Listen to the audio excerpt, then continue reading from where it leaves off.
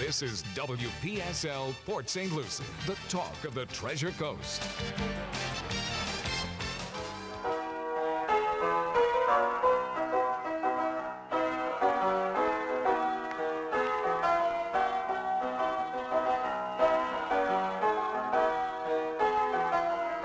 It's 11:07 at WPSL 1590, the talk of the Treasure Coast, and it's time for Ask a Rabbi. And this is Rabbi Shafir Lobb of Congregation Eitz Chayim, your Jewish home in Port St. Lucie. Please do feel free to join us any Friday at 7:30 for Shabbat services or 10:30 a.m. on Saturday for Shabbat morning.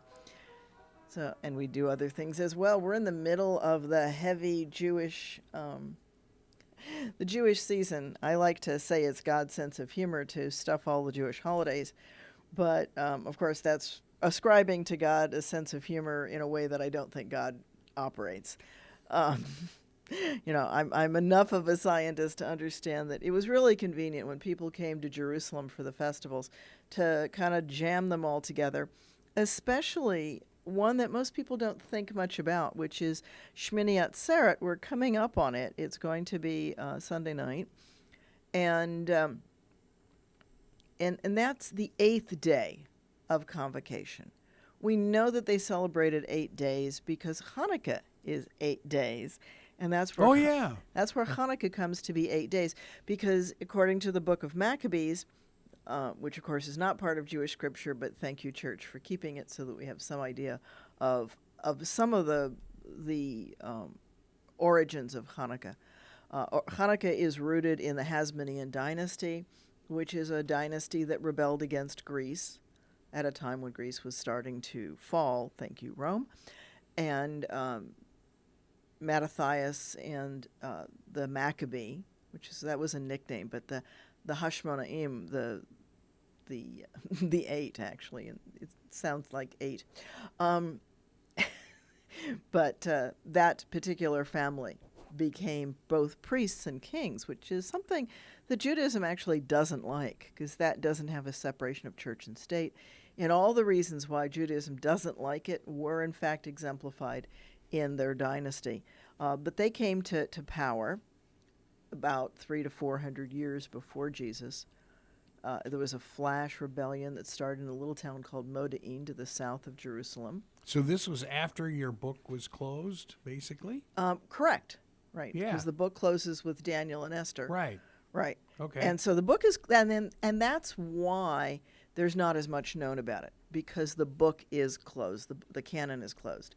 And so this is something that happens later in history, right? Alexander the Great, who's also a Greek, came through and Hellenized a lot of the area. And he Hellenized a chunk of Judea as well, not because he really had any interest in Judea, but because it was the land bridge down to Egypt. And he really wanted Alexandria and things like that down in Egypt, because he wanted the material that they had, the resources. Judea was, not very wealthy and never has been. But it's this land bridge between Europe and Asia and Africa. And so it became important just because of that. And so it also gets Hellenized.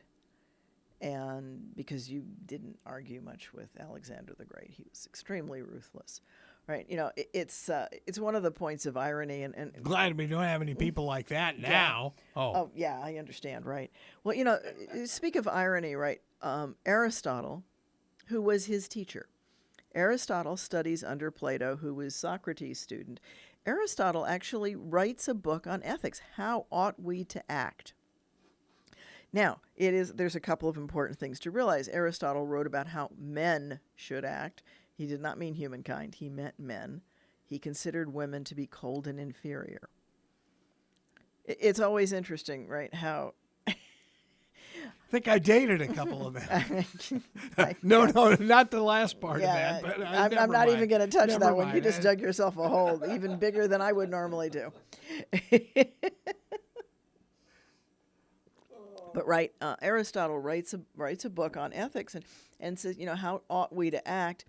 And then he coaches his student Alexander the Great, because after he's done with school, that's the gig he takes, is teaching him. And he coaches him to become one of the most bloodthirsty warlords in the ancient world. Yeah, what can I say? Win if you lose if you yeah, maybe? win if yeah. It's interesting. Life is always very interesting. So, in any event, this Greek influence with Zeus and all of the other pantheon of Greek mythology comes through with Aristotle, and it's a rebellion to that. The story of Hanukkah, we'll be getting into Hanukkah more and more as we get closer, starts out with the Greek officer telling Greek and Assyrian, they were kind of together, telling Mattathias, who's a local priest in the town of Modin, to make a pig sacrifice to Zeus, and he's not willing to, for any number of reasons.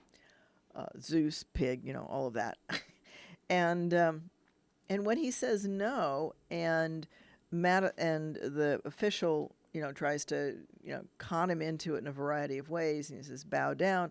I'll drop my ring. You pick it up. It'll look to the others like you're bowing, but you really won't be. And things like that. And Mattathias won't agree to it. And one of the points that the officer says, well, you'll be a friend of the king and it'll be wealthy for you and blah, blah. I'm paraphrasing wildly here, but it's the story. And then somebody from the crowd comes up and says, well, I'll do it. I'd like to be a friend of the king. And Mattathias loses his temper and kills the guy on the spot. And now he's got a problem, right? Because he's done it in front of the Greek officer. And so he solves that problem by killing the Greek officer. So now he's got two problems. And he and his sons head to the hills and start a rebellion. How true and how accurate that story is, it's couched in more than 2,000 years. It's almost 2,500 years of story. We don't know the actual event that really kicked off the rebellion, but in any event, Mattathias and his sons lead a rebellion against Greece, and Greece isn't able to really deal with it because they're busy dealing with Rome and so many other fronts because they're starting to collapse. And so the Hasmoneans are able to come up, and Mattathias declares one of his sons king. And it goes downhill from there. All right, they consolidate the kingdom, and it goes on for a while. One of the really bad things that they do is they go around to the countryside and they offer everybody who's under their rule the choice of being Jewish or dying. The old story of an absolute monarch, and that's a problem. And it exemplifies so perfectly the reason you don't want the priest to be the king. They don't belong together. They belong in a place where they keep each other in check. But there is nobody to do that for the Hasmoneans. And so one of the families that they convert are Herod's ancestors. And because he's an Idumean, and Idumea is one of the places where they did forced conversion. And so this really sets the scene for some of the turmoil that's to come later on. So the Hasmoneans rule for a while, and things go along semi-peaceably, as much as anything was peaceable in the ancient world in that time. It was a very tumultuous time. And then it happens that in the royal family, there is no son. There is only Mariamne. There's only a daughter. And it's not clear how Mariamne ends up married to Herod, but she does. I'm going to take the wild guess that he was a good general. And, so he becomes king, and he's paranoid, and he's all these other really crazy things. He's also a tremendous builder. He builds fortresses all over Israel, Judea. He builds Megiddo. He builds Masada. He builds Caesarea. He builds the citadel in Jerusalem. So he's building these magnificent fortresses all over the countryside, places for him to get away from the city, to get away from his enemies. He's always got escape plans built into things. And he's really got this paranoid idea. And it's not clear exactly when, but at some point he puts Mariamne under house arrest, accusing her of having tried to poison him or some other such thing. And she also gives him 4 sons. And Herod, being the kind of person he was, he names them all Herod. So it's Yeah, and that's part of the reason why Christian scriptures are so confusing, because you've got Herod the Great, and then you've got his 4 Herod sons running around. Herod Agrippa and Herod Antipas play the biggest roles, 2 of his sons, the one from Galilee and the one from Judea, because when Herod dies, the kingdom gets parsed into 4 pieces for his sons.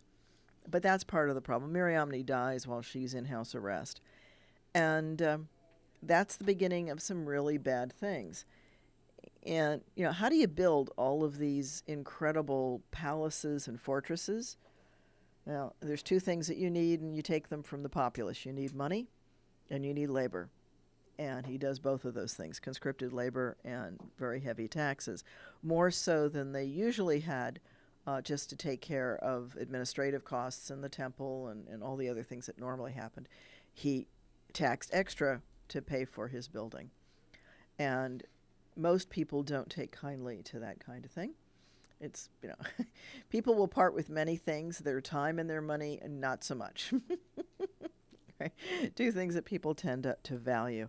And so he has a lot of unrest. This is Herod the Great. Has a lot of unrest in his kingdom as he's trying to build all these fortresses and deal with the Greeks, with the Romans rather, who are increasingly powerful and coming through the area. And they've basically taken over most of the Greek Empire.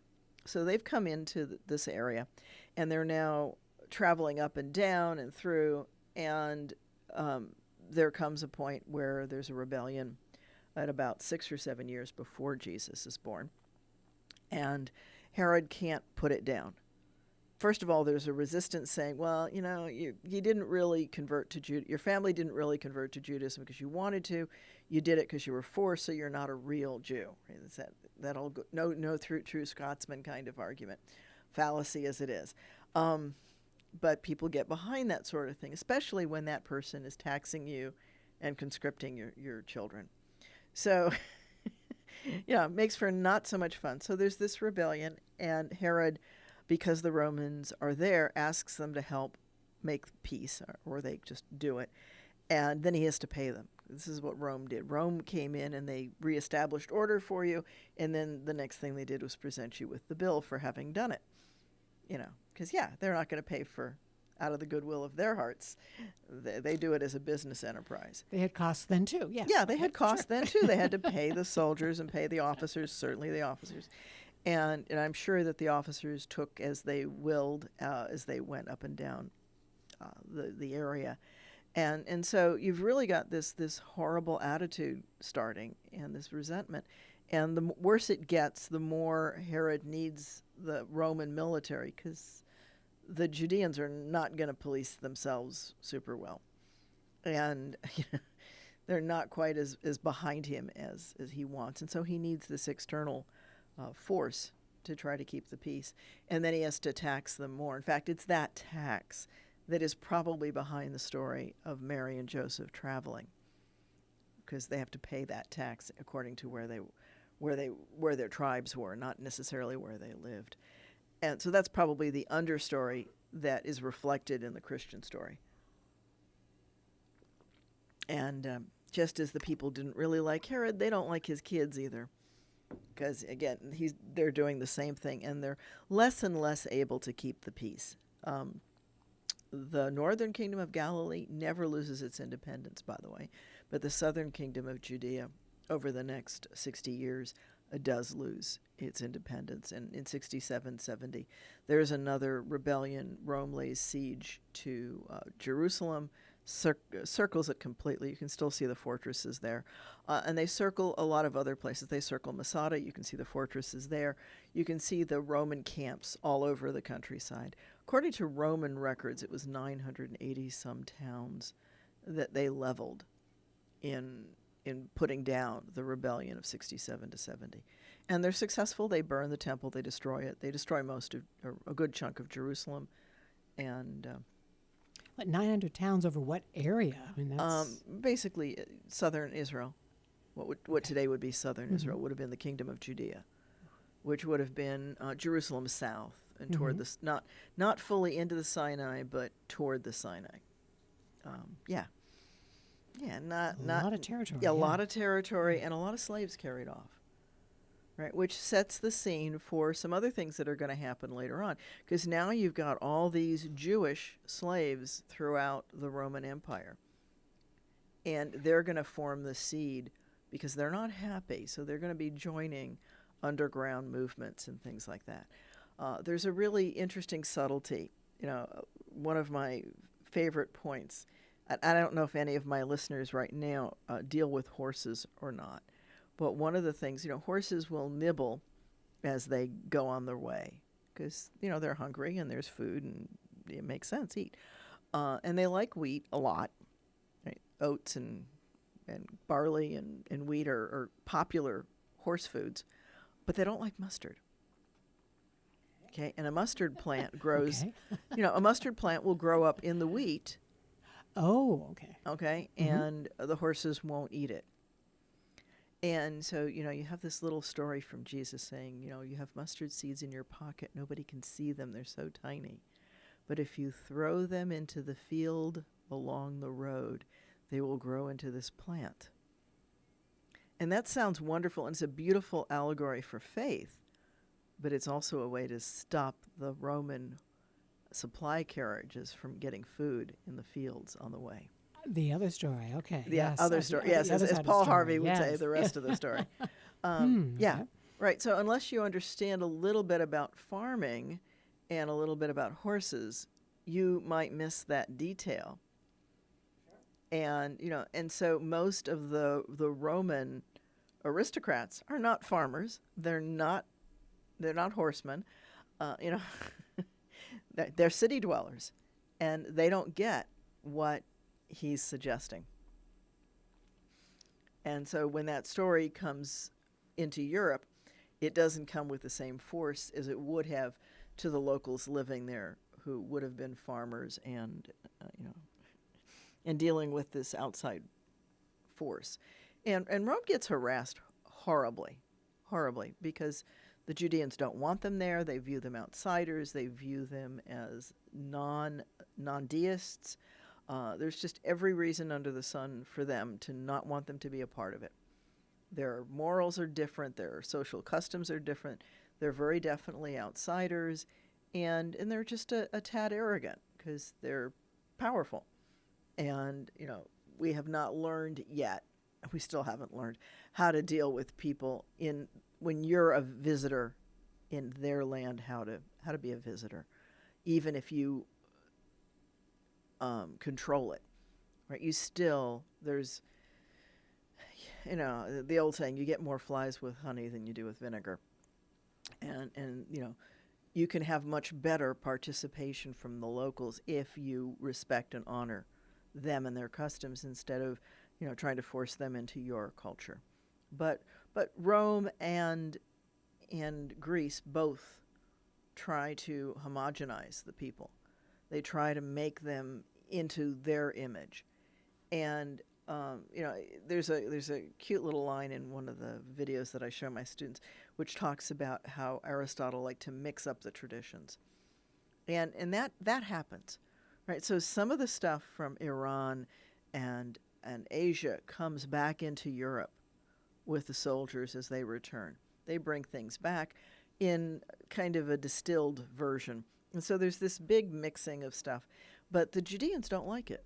They don't want anybody else's culture mixed into theirs. They want to stay the way they were. And they're very adamant about it.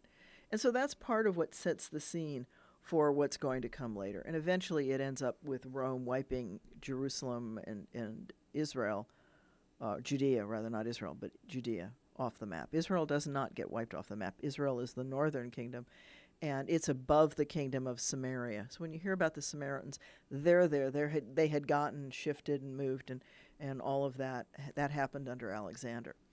So there's just this whole big cauldron of stuff that's going on that sets the scene. And so at the beginning of that mess is the story of Hanukkah. It's the story of the military victory of the Hasmonean dynasty over the Assyrians, and it's that celebration.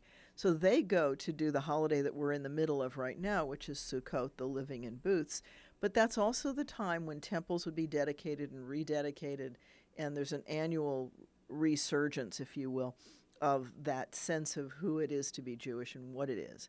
And so things are very, very active, very exuberant in Jerusalem. There's a lot of drinking. There's a lot of eating. It's a big festival. But according to the book of Maccabees, when they recapture Jerusalem from the Greeks, they're not able to do it in time for Sukkot. So they probably captured it, like a month or two ago. And then they needed time to really rebuild everything, to reopen it and rededicate it. And so they consciously decide to put it over the pagan festival of lights, which probably is Saturnalia. Or something of that ilk. And so they move it for 8 days because it's an 8-day festival now. And so they move the 8-day festival into the winter solstice month. And it's set on the 25th. It starts on the 25th day of the Hebrew winter solstice month. Right. So now when we change, then we have, after the church, there's the Julian calendar, and Pope Gregory fixes that and makes that into the calendar that we use today. It's Gregory's. It's the Gregorian calendar. I'll get my mouth to get around that yet. But that's really the calendar that we're using now. It's a Roman calendar. And it has solar months. It doesn't have lunar months. Older calendars use lunar months because every night you could look up and you'd know about when it is. Like right now, I can tell you that we're a few days after full moon. You can tell that by looking at, which way the moon grows and which way it shrinks. And, you don't have to live too long to start to see that, this is a pattern. It does this every 29 to 30 days, 29 and a half days. It's what it takes. And so you've always got a sense of the months moving. And you can tell by what the weather is, whether you're in spring or fall. So it's a very organic calendar. The solar calendar is not as organic. It's a city calendar. It does have to do with when crops ripen, and that's why older calendars like the Chinese calendar, the Jewish calendar, those calendars are intercalated. In other words, they get leap months so that the lunar calendar stays in some kind of sync with the solar orbit, or the Earth's orbit around the sun, I should say. I'm falling into it too, right? The sun goes around the Earth. No, the other way around. We go around the sun. And, right, so you've got all of this going on, and so you've got this holiday, and it gets shoved into the winter over another holiday. And that's how Hanukkah ends up where and how it does. So we're into this holiday right now, this festival of booths, and it is this time of drinking and partying and, laying over in the booths so you don't have to go home. Yeah, I think there was a little bit of that going on. And because it is said in Talmud that if you haven't been in Jerusalem during Sukkot, you have not been to a party. Well, they said that back then. They said that back then, right? So it's kind of festival on steroids. And the rabbis complain that they get no sleep during the holiday because they spend all night at the water drawing ritual, and then they go to the water pouring in the morning when the pouring of the water is into the wine so that the wine is drinkable. Again, to know things of what was going on in those days, the wine was not drinkable straight as it was fermented. You couldn't just pick up a jug of wine and drink it. You actually had to cut it with water. You had to pour water into the wine to make it drinkable. And so there's this big ritual of doing that in the temple every day during Sukkot. They're doing this pouring. And, what are you going to do with the water and the wine that's now mixed? Of course, people are going to drink it. Right? So that's where some of the drinking comes from. And that goes on in the morning. So the rabbis say, spend all night pulling the water out for this ritual because they pull it out of the pools of Solomon, which is the sweetest water, still is today in the Jerusalem area, and pour it into the wine in the morning. And, then they go and study. I'm not sure how much studying they got done. But, right, and then they go the following night again to the water pouring. The water pouring happens overnight, and there's a big description about how impressive the oil lamps are. They're big, huge oil lamps. And they say that you can actually see people. It's like daylight. Friends can greet friends from a distance, giving you some idea that, it's not dark and dingy. And they say that the priests take their breeches, their garments from the previous year, because they'll get new ones for Yom Kippur. So they take their old ones and they make the wicks for these big oil lamps out of that. It gives you an idea that this big, huge. It's small. Not a little party in the garden. It's all over Jerusalem. It's a huge event. Yes. It's a huge event. And so you've got 7 days of that going on. And then you've got the 8th day of Shmini Atzeret, the 8th day of convocation. So, it's kind of like sobering up before you go home. It's the 4th major holiday. We talk about Judaism as having 3 major holidays: Passover, Pesach, Shavuot, or the giving of the commandments, and Sukkot, the 3rd one. But there's really this Shmini Atzeret tucked on the tail end of Sukkot. It's a 1-day holiday. Pesach is 7 days. Sukkot, or Shavuot rather, is a 1 to 2 day holiday, depending on where in the world you are. And then Sukkot is a 7-day holiday with this 8th day tacked on the end. So it's like 2 holidays. Again, why? Because to have a holiday actually over the winter, not easy in Judea, because the rainy season makes it so dangerous to travel. If you're dealing with horses or donkeys, they don't get good traction on slippery, rocky roads, so you don't do as much traveling in the winter. Plus, it's just not fun to get wet. Right? It's better off to stay at home in your tent and watch the rain than to be in it.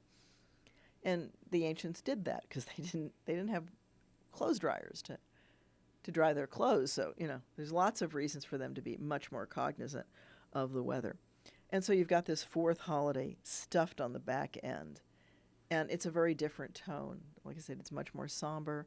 It is probably a day of sobering up and hangovers so that you can go back home safely afterward. And then the season quiets down, and it'll pick up again coming into spring. We'll do the New Year of the trees, and then Passover, and we start the season, the whole thing all over again. Every year, go round and round and round. And, that's part of the fun of life. You look forward to these holidays. And, that's just the way it is. Now, we've tacked on in more modern days another holiday at the end of Sukkot called Simchat Torah, rejoicing in the Torah. And that's a fun festival. In our congregation, we take the Torahs and we go up and down University Boulevard and we march with them. We've gone over to the football games when there's been games when we're doing this.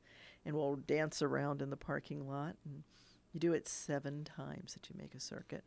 And then you come in and you read the last part of the Torah and the beginning of the Torah, because you're never done. So you always restart it immediately. And of course, since you complete a book, you have a celebration, etc. Any excuse for food and a party, we'll find it and do it.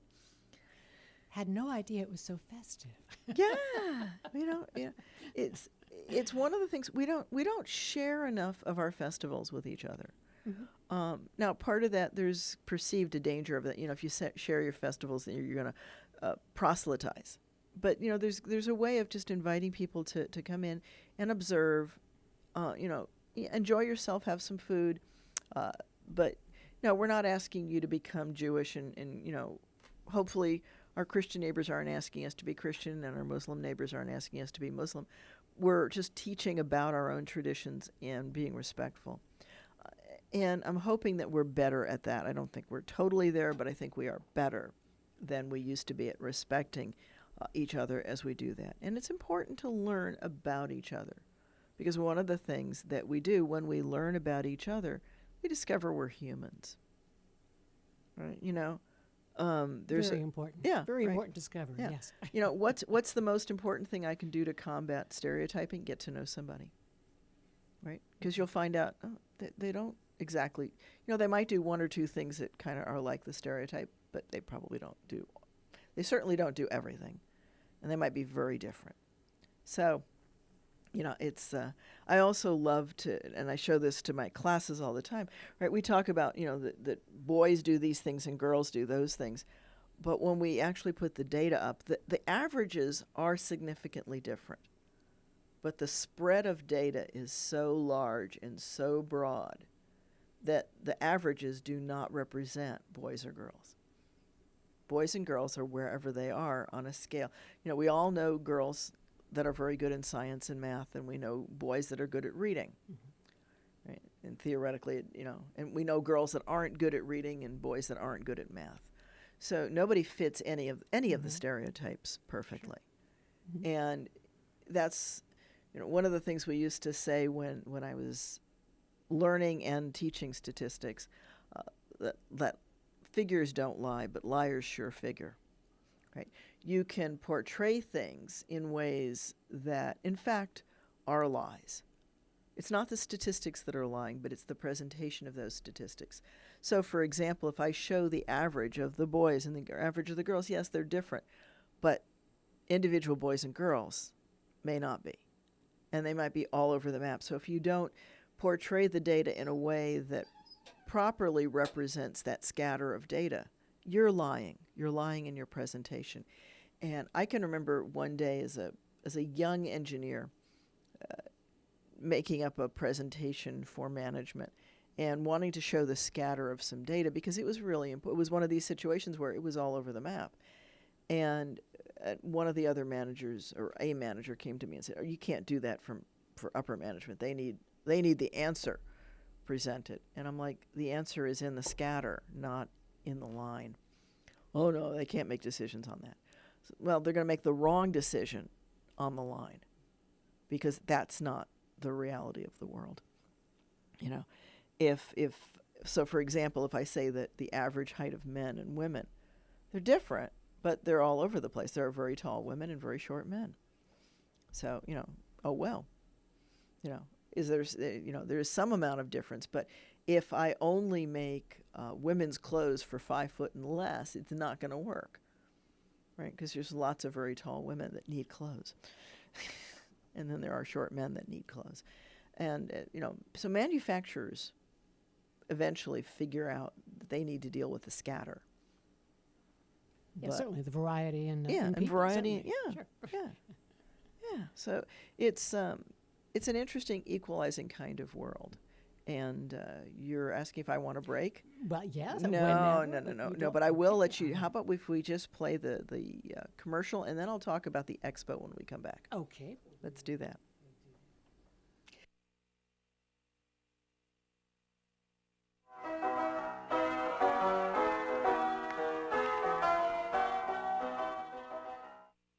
Congregation Eitz Chayim, your welcoming, inclusive, spiritual, and joyful Jewish home in Port St. Lucie. We welcome you to renew your inner Jew and join us. We are Reform Jewish with a renewal flair. We are multi-generational. We are welcoming to all. Come join us for a Friday night at 7:30 p.m. for our Kabbalat Shabbat services, or Stolen Moments on Saturday morning, where we discuss the Parsha of the week at 9:30 a.m. Shabbat morning services follow Stolen Moments, usually at around 10:30 a.m. Our address is 540 Northwest University, across from Met Stadium, and we are in Suite 102. Again, that's 540 Northwest University, Suite 102. Please join us for Friday nights at 7:30 p.m. or Shabbat morning starting at 9:30 a.m. for Stolen Moments. Congregation Eitz Chayim. This is WPSL Port St. Lucie, the talk of the Treasure Coast. And this is Rabbi Shafir Lobb back with you, and here for Congregation Eitz Chayim. This is Ask a Rabbi. So if you've got a question for the rabbi, please give me a call at 772-340-1590, and I'll be glad to answer them. I am going to talk about something coming up, though, not too far away, less than a month now. And that's November 17th, and that's the second annual Treasure Coast Expo. We hosted one last year, and we're hosting one again this year. And the purpose of the expo is to just highlight some of the things that we have in our community. So there'll be people there with youth group information. We've got the Boys and Girls Clubs. We've got sexual assault information. We've got builders, we've got contractors, we've got jewelry folks, we've got all different kinds of things. If you'd like to be a vendor, there's still a couple of tables left. Please feel free to call the temple or give me a call. If you go on our website, you'll find my cell phone there, and you can give me a call, and we'll be glad to send you out a vendor's agreement, or you can actually download it off the site. It's on Facebook as well. So lots of different ways to join us, and it's free to the public. It's November 17th from 10 a.m. to 4 p.m.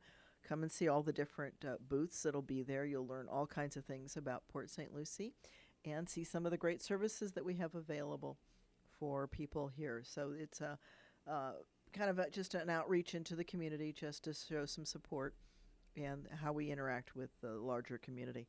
So I think that's pretty cool. We last year we had quite a few different folks. We had some booksellers that were there, people selling their books.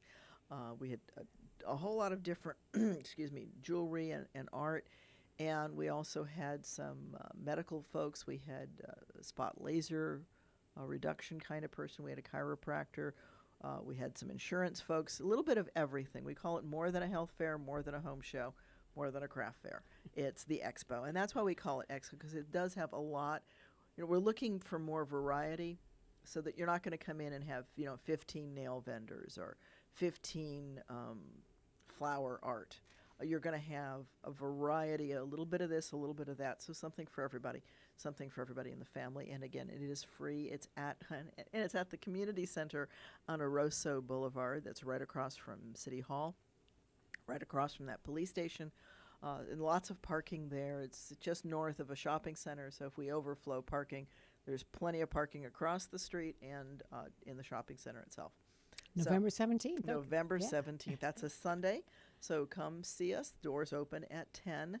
And I think there's going to be lots of great things that you'll be able to see there. I've been talking with some of the vendors and getting really excited about, they're telling me what they want to put up on their displays. And it's going to be really cool. So we're going to be inside that main auditorium inside the community center. So, play some ping pong on your way out. Yeah. There sure, you go. the recreation center. Yeah, sure. Lots of different things. So, I think it's going to be a good time for all. There should be some food vendors there too. So all kinds of things that I'm hoping will be very, very good for everyone. Sunday, November 17th. It's open to the public and free. And free. Wow. Can't get better than that. And thanks to a grant, the tables are actually reduced for the vendors. So that's also a good deal. Yeah. Yeah, we have a wonderful person who came in and said, I will pay for half of what it costs. So the tables are much less than they were last year. Okay, so to find out about that, right, give me a call. Okay. Yeah, absolutely. Right. Give me a call or go on the website or call one of the other board members. Okay, the website? The website is www.eitzchayim.org, eitzchayim.org. Or you can go on Congregation Eitz Chayim I think it's Eitz Chayim PSL on Facebook. But you'll find us there. Also, if you look for Treasure Coast Expo on Facebook, it has its own page. Oh, good, okay. So they can go there and sign up there as well. So all different kinds of ways to have a booth and be part of our expo. We'd love to have, just about anybody there. If you've got something good to say to the public, something good to sell, to offer your services, to whichever, information or selling, you can do either or both there. Great venue. It will not rain on us because we're indoors. You're inside. We're inside. Right. And, and that's right. There's a lot of craft and art shows that are outside. Oh, yeah. And if it's raining, it's miserable for the vendors, kind of like what we were talking about with traveling in Jerusalem. It's miserable when it's raining, but we're indoors. So, and it's a nice facility. We have the entire ballroom. So there'll be lots of space for people and lots of good vendors. So I'm looking forward to it. I hope others are as well. Again, November 17th, a Sunday. For vendors, please contact us as soon as you can because we do have just a few more tables left. And then for everybody else, please come see what it's all about. No cost. A great way to spend an afternoon. It's good for the family. It's kid friendly. So lots of different things that'll be going on. And we hope that it'll be a good time for everyone. Mm-hmm. That's one of the exciting things we've got coming up. So what else is going on? We're going to come. The rabbis love from starting next week on. No holidays for a month. It's like feels like a really long. Yeah, take a deep breath and yeah, wow. So yeah, I can just deal with teaching at the college, which is great. I've got 4 classes this semester. And you're teaching what topics? This semester, I have 2 Introduction to Humanities, which is an applied philosophy. So we look at philosophy, but not just in its theoretical. We look at the theoretical, but then we look at how it's applied to lawyers, how it's applied to the medical profession, how it's applied to computers, So it's all over, prisons. It's all different subjects, all different career fields. How does philosophy work in the real world? Because it's one thing to sit here and discuss how should things be, or how might they be, and then when you land on the ground, when the boots are on the ground, as they say, that's when you really have to have a feel for what's happening, and how does that philosophy really work. Well, and a lot of philosophical as well ethical issues coming up in computers that we haven't thought of before. Right. Lots of things happening. Yeah. The whole field of the binary logic inside computers actually comes out of philosophy, comes out of logic, which is part of philosophy. The if-then, right, or and statements or statements, all of those, that comes right out of Socrates and all that early stuff. Right, Descartes was a philosopher as well as a mathematician. Pythagoras and all those guys, because in the original world, those things were under philosophy. And it's only as they branch out and start to, there's a movement, right, the coming, the enlightenment, the rationalization, the wanting to be able to measure things, that we start to move into what's considered hard science. But really, we're still using philosophy to develop the measurements and to determine validity and reliability and all those other things that relate into it that are so important in our research. So yeah, lots of it. So that's humanities, 2 courses of that, 2 sections of it. And then I've got creative thinking and critical thinking, which is 1 class together. And that's dealing with how do I really say what I mean to say and make sure that I'm not doing a slippery slope, straw man, not doing no true Scotsman, all of the many, many fallacies that are out there that we can fall victim to. And how do I avoid that in my talking and in my writing? And how do I become a better debater, Stuart would say, and just be more convincing? And how can I see the fallacies when I see them on TV? Right? So they have some interesting assignments in my class. They have to look at a commercial and pull out the fallacies and discuss them. They have to look at a news article and see what fallacies are being reported in the media, because that's also it's a popular place, and sometimes they slip past editors. Sometimes. I'm not going to go there. And then the other paper that I think is going to be a lot of fun for them, it has been, is to look at a Disney movie and see the fallacies in the Disney movie that Disney passes off as logic. And so those are some of their papers. And then they get to do some of their own writing on a topic and analyze it as well. So they're going to have lots of fun in that. And then the last one is an introduction to philosophy, and that's a pretty straightforward, just looking at philosophers through the ages. It's a topic based. It's not, we don't spend like the first chapter on Socrates and the second one, it's based on, what did philosophers through the ages say about knowledge? What did they say about truth? What did they say about ethics? It's all different.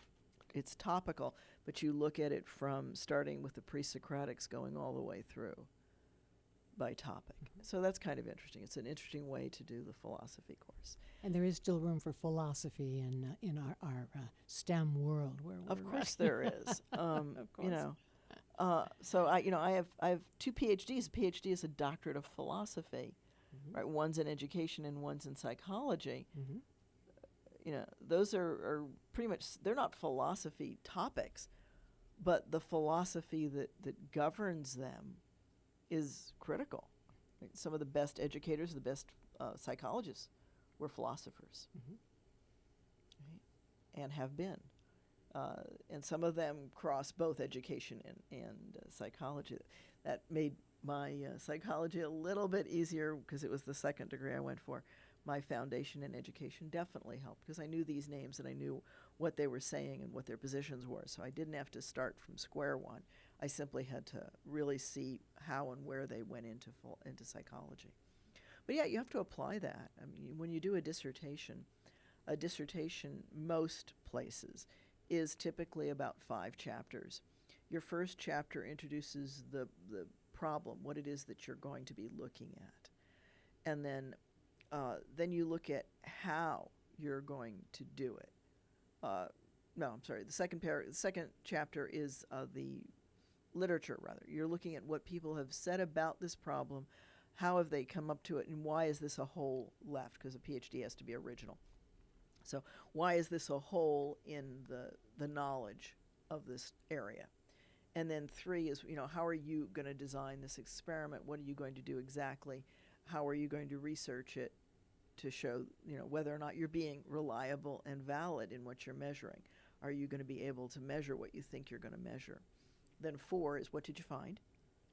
And then 5 is, what did you learn?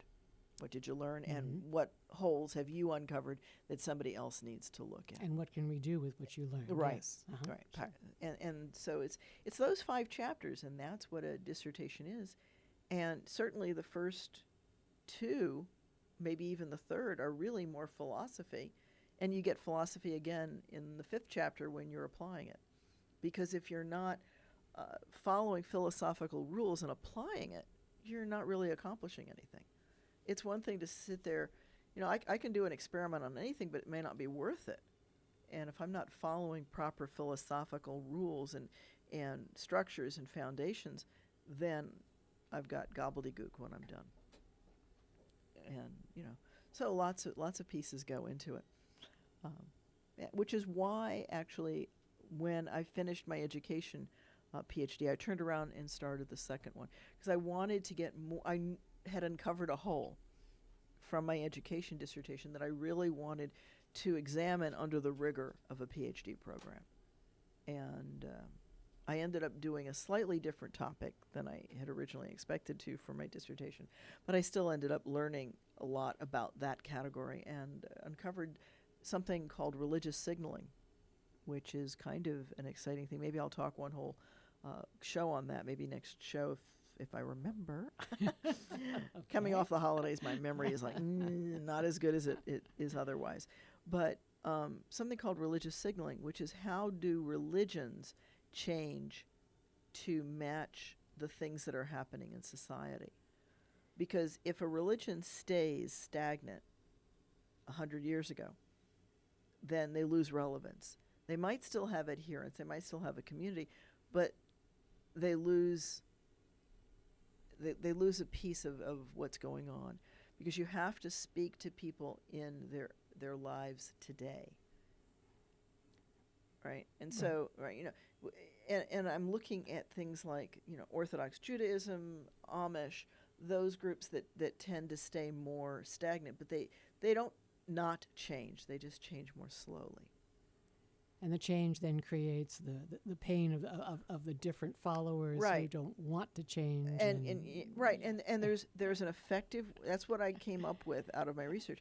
There's an effective way to do that, to bring about that change, and then there's a very painful way to do it.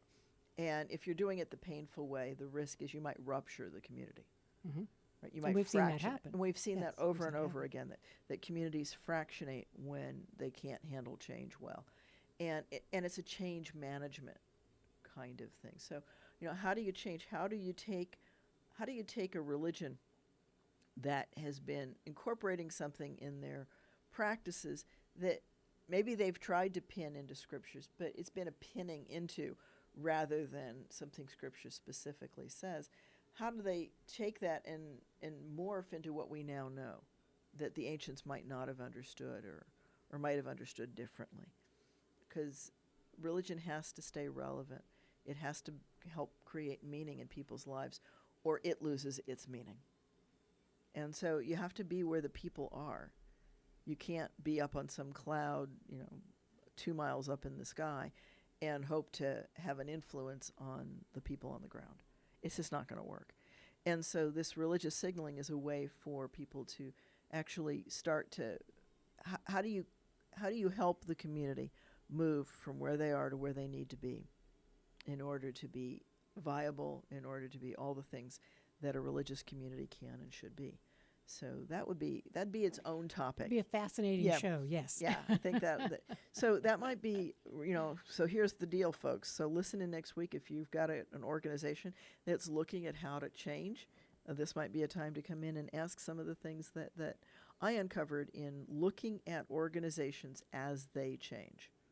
And not just religious organizations, but well, right. It applies. There are some organizational differences. change. There are some differences. There's a piece inside, and that's why it's called religious signaling, right? There's leadership signaling in general, and it does work slightly differently. But I can talk about that.